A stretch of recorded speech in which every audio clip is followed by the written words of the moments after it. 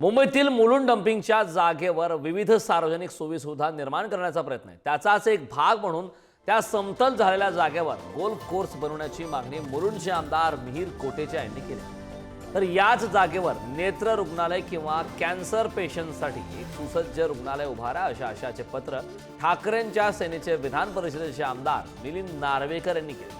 आगामी मुंबई महानगरपालिकेची निवडणुकीत मुलुंड डम्पिंग ग्राउंडचा मुद्दा हा गाजण्याची सुद्धा शक्यता आहे। संदर्भात आता प्रतिक्रिया देण्यात आली।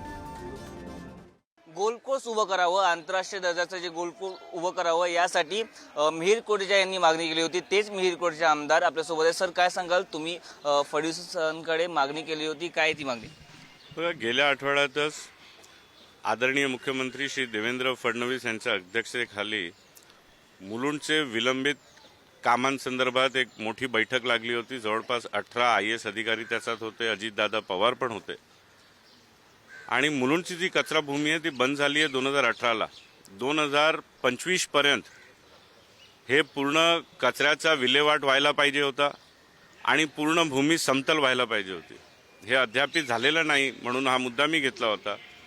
महानगरपालिकाचे आयुक्त श्री गगराणी यांनी सांगितलं की पुढच्या 1 वर्षात जो प्रोसेस झालेला कचरा आहे ते पूर्ण इकडनं काढून पूर्ण जमीन समतल करूया आणि 2026 पर्यंत हे पूर्ण कचरा भूमीचा विल्हेवाट होऊन पूर्ण जमीन आपली समतल होणार। ते झाल्यावरती मी मागणी केलेली आहे की आंतरराष्ट्रीय दर्जाचा एक गोल्फ कोर्स हे त्या कचरा भूमीवरती बनवण्यात यावं।